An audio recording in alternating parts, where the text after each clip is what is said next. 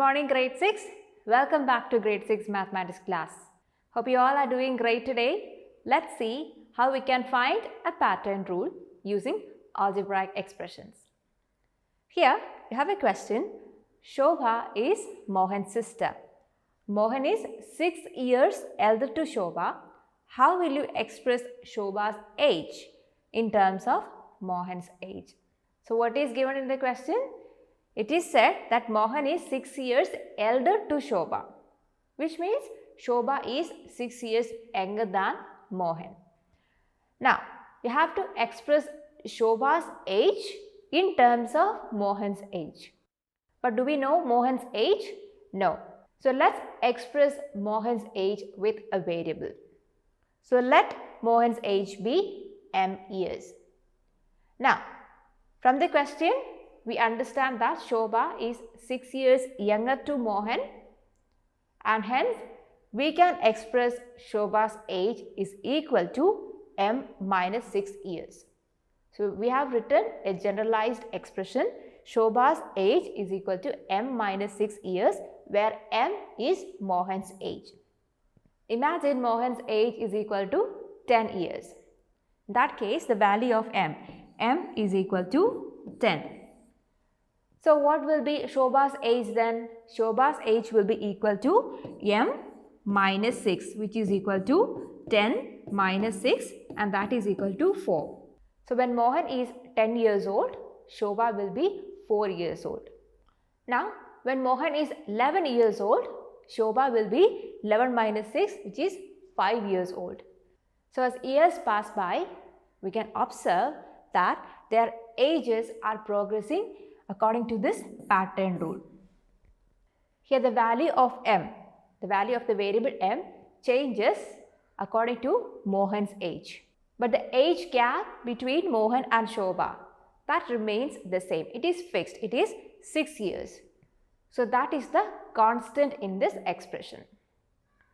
So this is an example of how we can form pattern rules using algebraic expressions. Now let's say another example. It says, in a park, 6 flower pots are arranged in each row. What is the rule that gives the number of flower pots in the garden? So what data are given here? So there is this park, and in this park, flower pots are arranged in rows. And how many pots are arranged in each row? There are 6 flower pots arranged in each row. But we don't know the total number of rows. So how can we write a generalized expression to find the number of pots in the garden? See, we don't know the number of rows in the garden. So let the rows, the number of rows in the garden, be represented with the letter or the variable n. So let the number of rows in the garden be n. Now we are told the number of pots in one row. In each row there are 6 pots. So the number of pots in one row is equal to 6.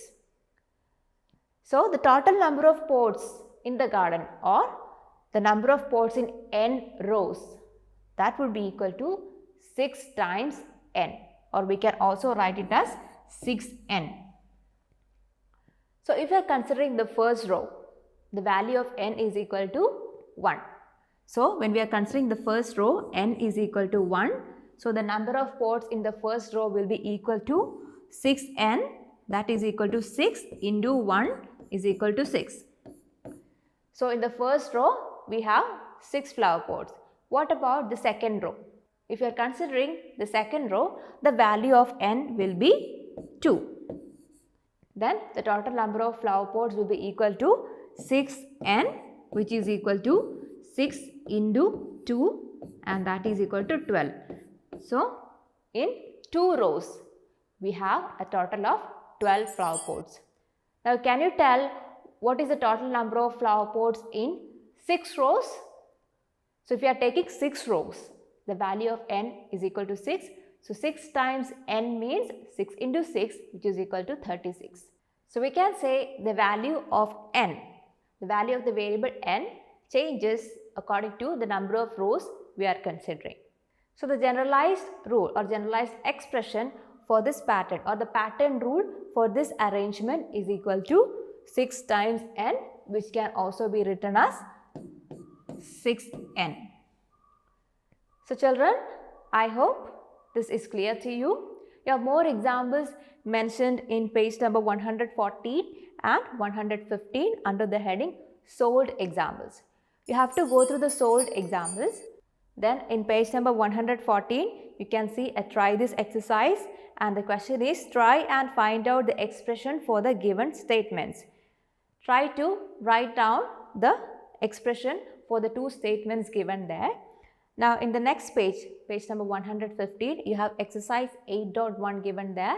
Go through the questions and write down the answers in your notebook. So that's all for today. We'll meet in the next class with a new topic. Till then, bye.